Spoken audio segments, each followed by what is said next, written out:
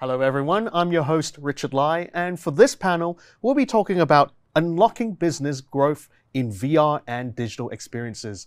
Joining with us today is Mr. Steve Zhao, who is the founder and CEO of Sandbox VR. Hello, Steve. Hey, Richard. And joining us all the way from Shenzhen is Mr. Alvin Wang, who is the China president of HTC.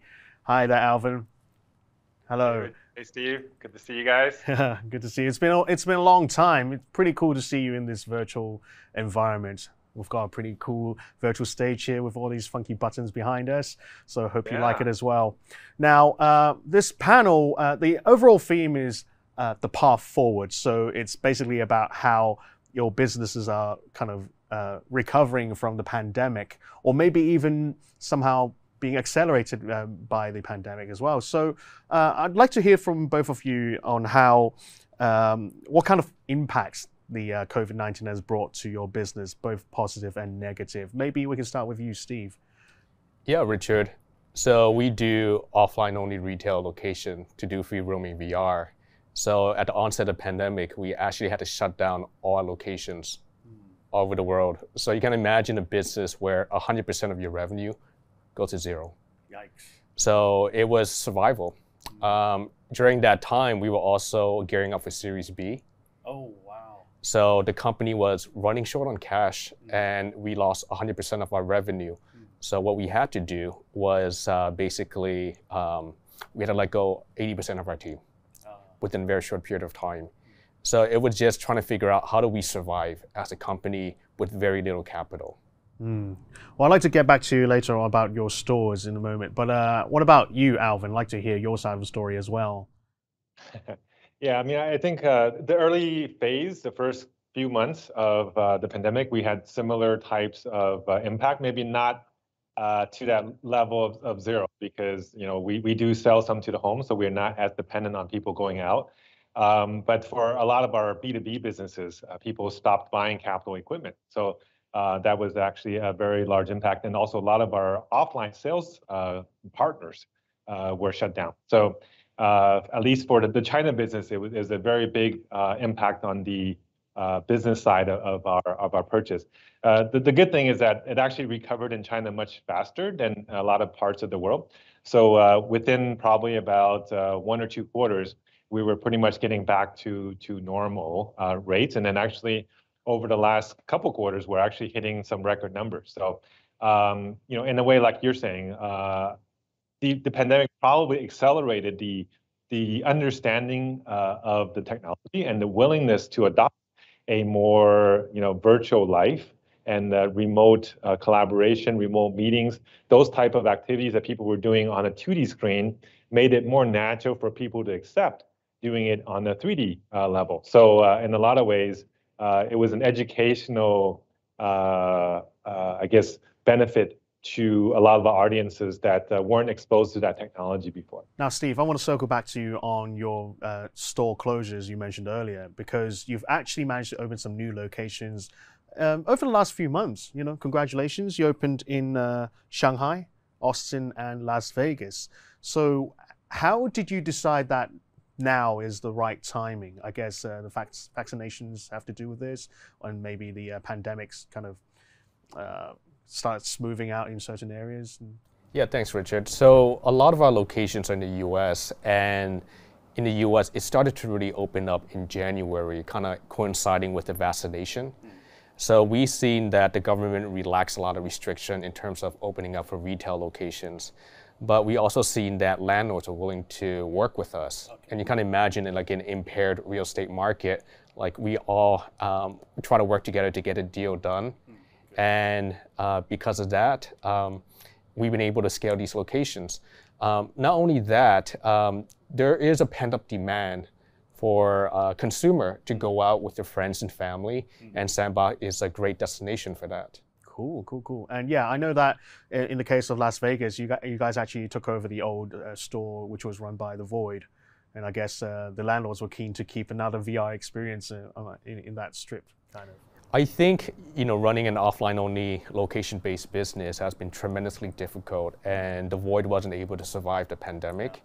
So for us, it was whatever it took to survive as a company, we went back to Lionel. It's like, we've been able to prove actually during the pandemic that there were more demand than before the pandemic. Oh, wow. And we showed them the numbers, and Lionel were pretty excited that we can actually retrofit Sandbox into, the former Void location. And that's how we got the deal done. Fantastic. Congratulations again. Now, Alvin, what about your side? I'd like to see what kind of, which use cases saw the biggest growth from your markets? I would guess education could be one of them, but any other specific use cases that you saw a surprising growth during the pandemic? I think, the training space and the collaboration space actually were some of the faster growing areas because people were so separated from each other. It was hard to do. They used to do a lot of face-to-face training, which they couldn't do. And to allow people to get into VR, a lot of companies found that their trainers and their new staff could communicate a lot better. And they could bring in experiences that are tactile-based experiences that is hard to do through video. Right? In terms of the collaboration side also, because of the distance between each other, people started to lose connections that they used to have when they were in the same offices, where they lost that feel of being in a team.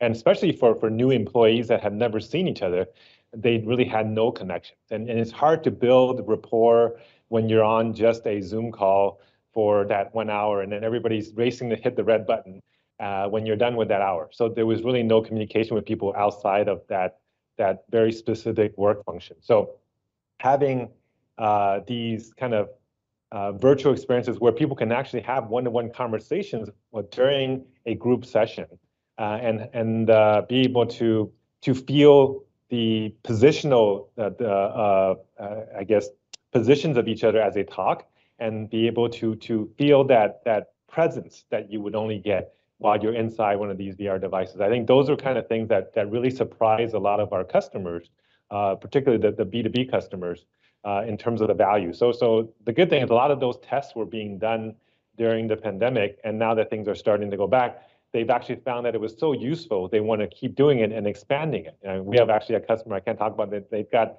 over 100,000 employees, and they're thinking about how they can get every single employee to get one of these devices at home so that for them to do hybrid work, they can still not be in the office, or not be in office all the time, but still maintain the feel of being together with each other.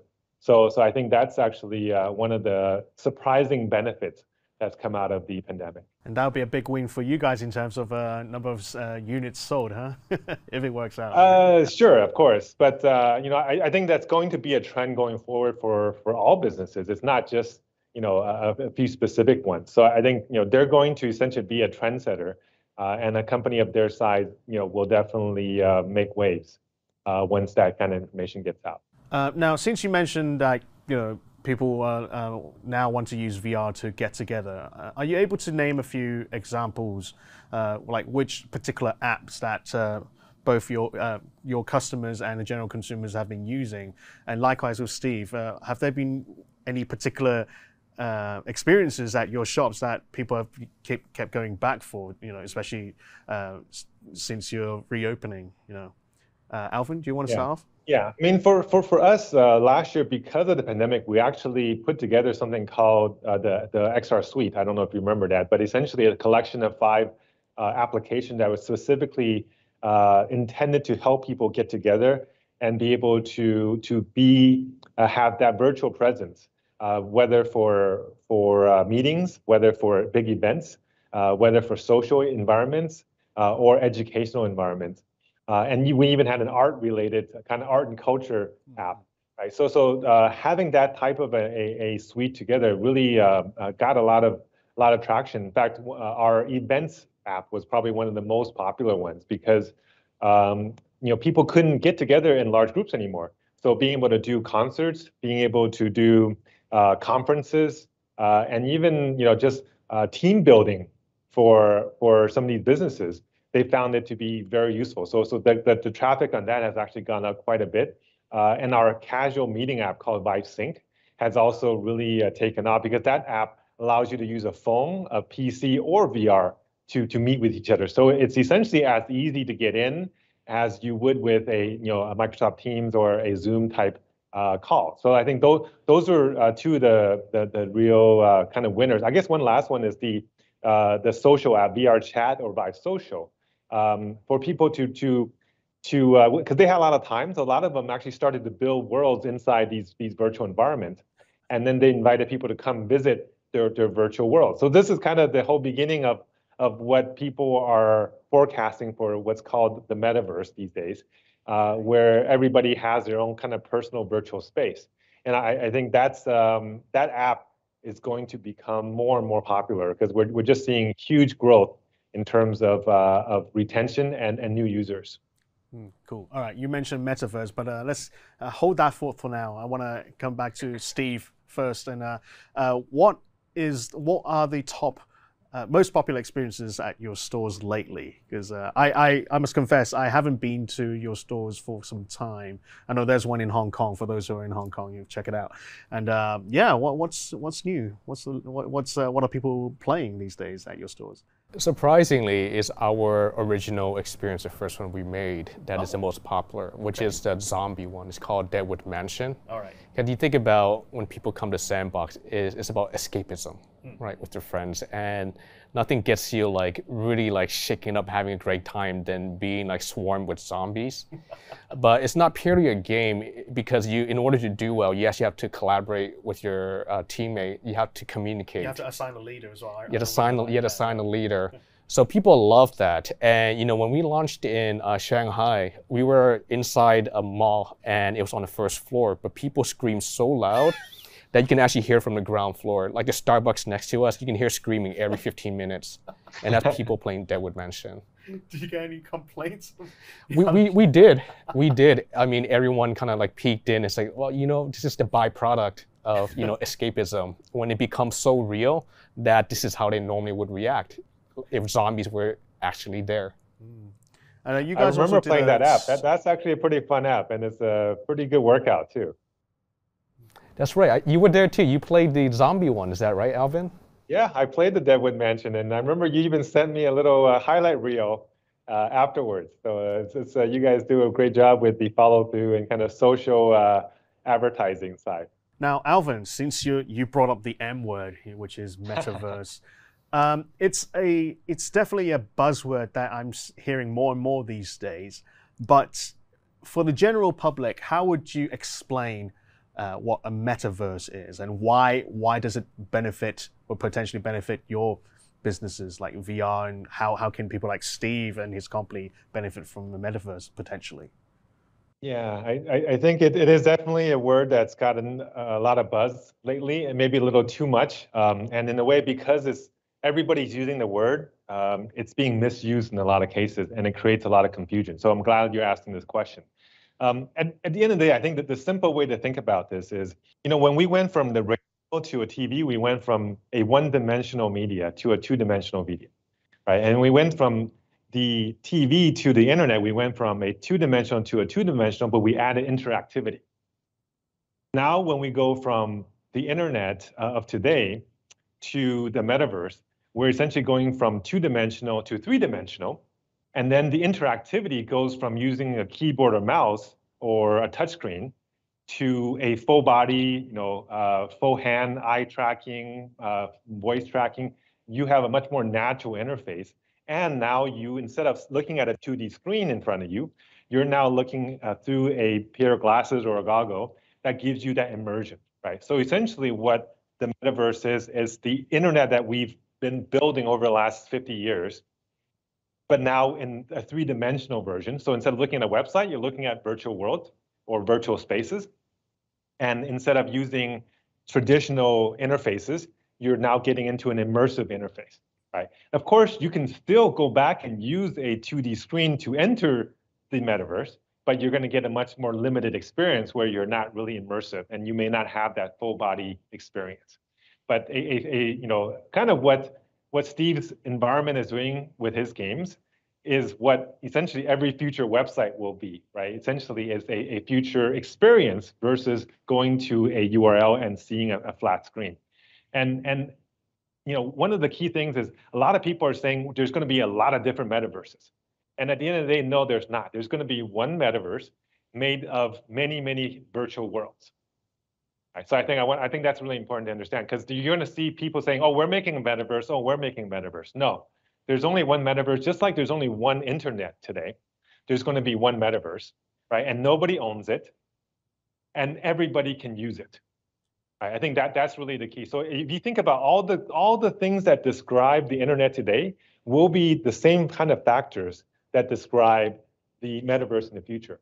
Everybody can access it. Everybody can add content to it. Just like right now, if you're on TikTok, you can upload a video, right? But it's now you're uploading a world, and people can come visit that, right? And the other thing is, it's got to be device independent. If it's saying, oh, I can only use a certain device to enter it, that's not really the metaverse. That's just some kind of a closed app, right? So there could be multi-user gaming environments where I have an account with this particular game, or have an account with this particular company's device, and I can enter a space. But that's not really the metaverse. That's just one example, one corner of the metaverse where I'm using a specific device to get into. So it should be open. It should be very accessible to any device. It should be non-device dependent.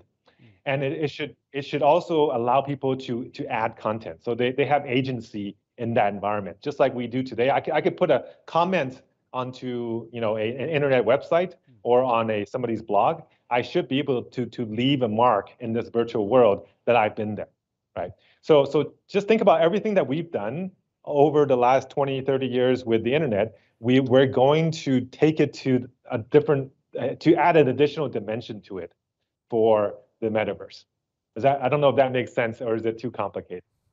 It sounds like it makes sense if you're talking about the next generation of internet, because yes, it's device agnostic. Everyone can access the internet with a whole bunch of websites in there. Whereas in the metaverse, it sounds like it's still very hard for me to imagine, because for most people, I think they would imagine it being some sort of a different kind of 3D game, a bit like Minecraft, but more fancier, or even maybe Second Life. But it's yeah. I think both of those are early incarnations of what a corner of the metaverse will be.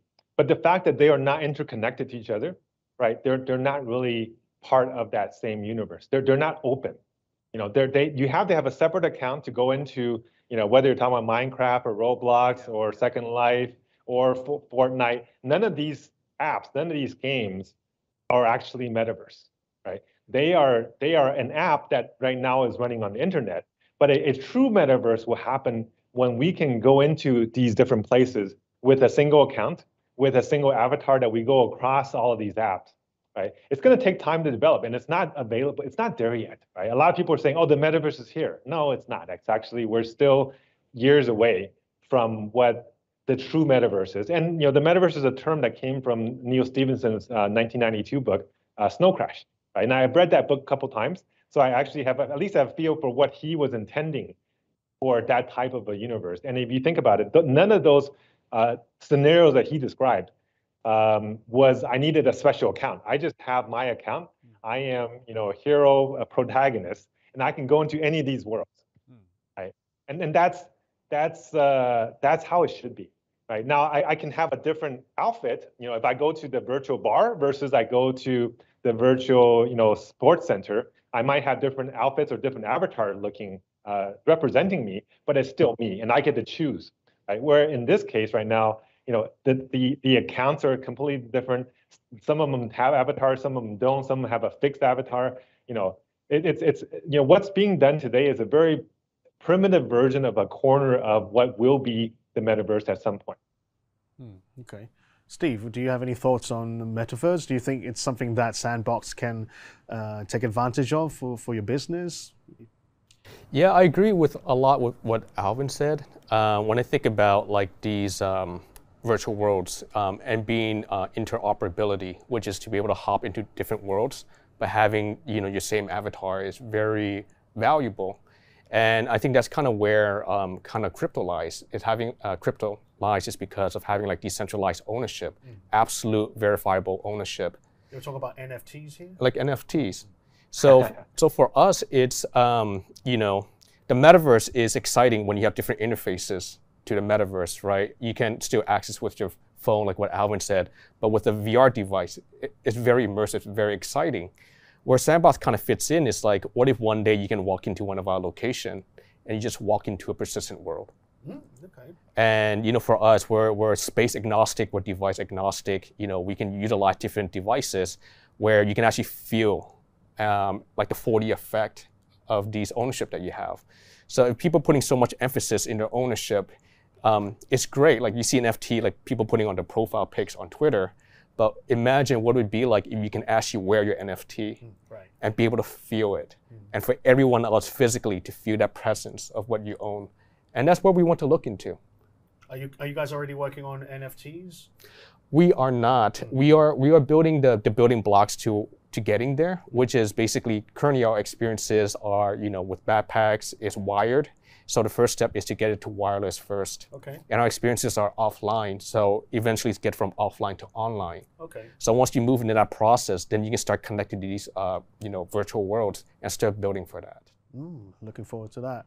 And Alvin, I see that HTC is also prepping something on the NFT side. Can you tell us a bit more about what you guys plan on doing? Yeah, I mean, I think NFT, at least the concept, not necessarily this current incarnation, will be a very important part of this future metaverse, because we will need a way to, I guess, to show ownership of property, right? And right now we are buying physical goods, so it's very easy to say this is mine or that is yours. But in the future, when you're working with digital goods, whether it's a digital clothes for your avatar or whether it's a piece of music or piece of art, having that non-fungible token is going to be an important mechanism for us to maintain property and IP. So I think some of our initial things that we've just announced actually is going to be related to our art project, our Vive Arts program. It's actually going to be creating tokens for some of the artworks and some of the artists that we've been partnered with. So you know, please look for more news in that area. But you know, the NFT kind of in the fine art space has been blowing up a little bit early this year, and then it kind of, you know, went down a little bit. But I think, you know, it's every single technology when it first comes out, it's a little bit overhyped, right?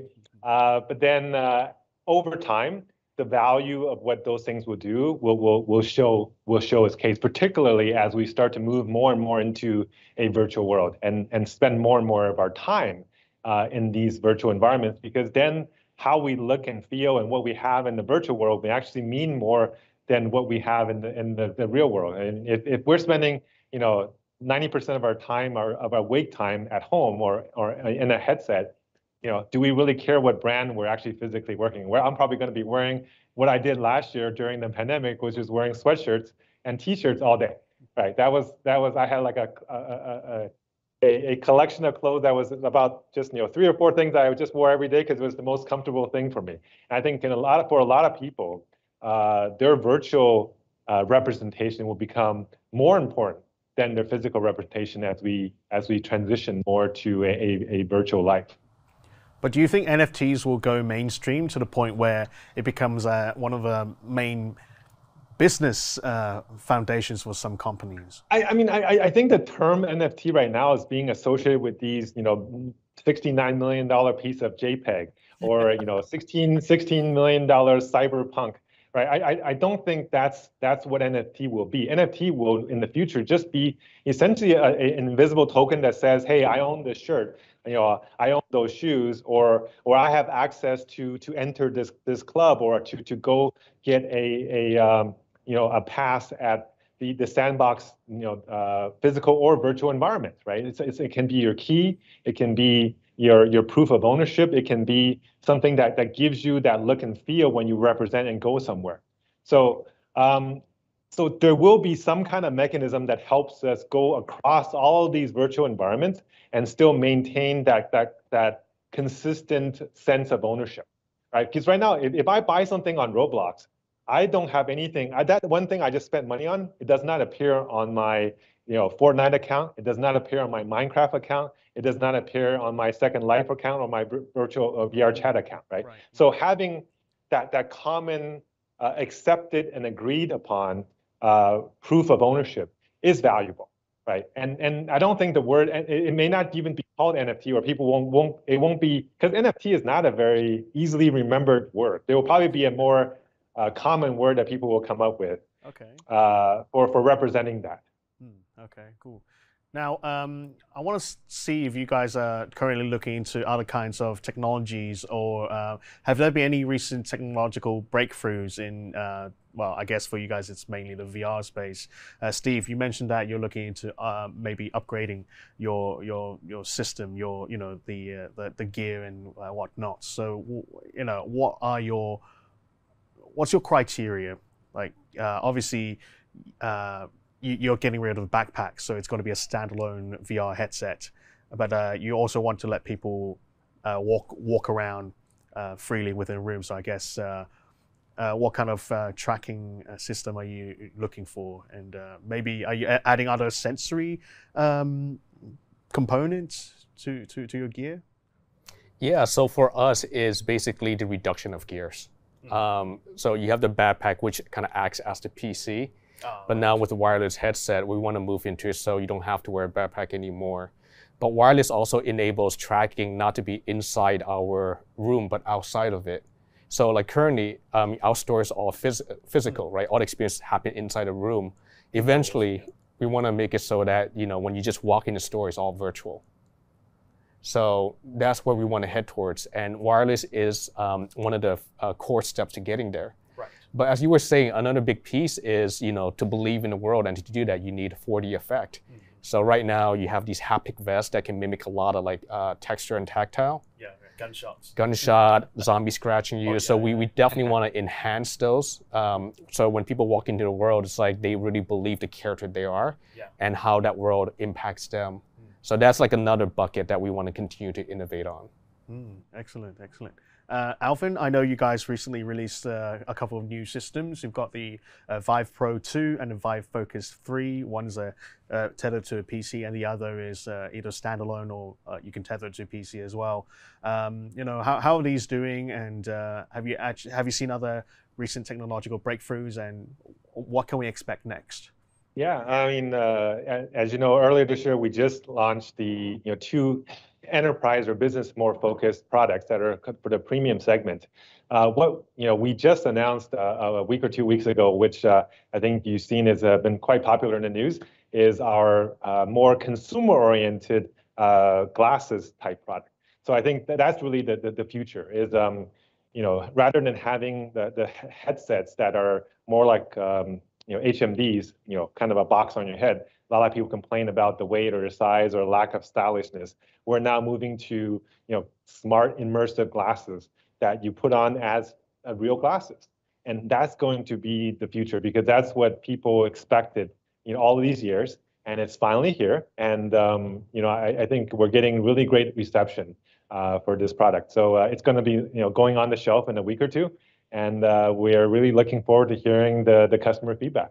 No, these are immersive glasses. So they are a VR focused glasses, and it's 6 degrees of freedom. So you can walk around the full room, just like you do with our full, PC or standalone devices. So you can do, if you're doing a virtual museum, you put this on and you can walk and see all of these paintings on the wall, right? If you're wanting just to watch a 360 movie, you could do it. If you want to play a fishing game and just sit on the couch, and you can do that too. So the fact that you can have something that thin and that light that feels and looks like glasses, but gives you that immersive experience, I think that's going to open up a brand new class of users that have never been exposed to VR and make them really interested. And we've made a number of very specific apps for this new hardware product that will highlight its benefits, and we're really excited about what the market reaction is going to be. Well, thanks, Alvin. That's a good spot for us to wrap up this panel as well. I'd like to thank Alvin and Steve again for joining us. Always an absolute pleasure to talk to you guys. And for everyone else here, please stay tuned for more content coming out of All Market Summit Asia 2021. Thank you.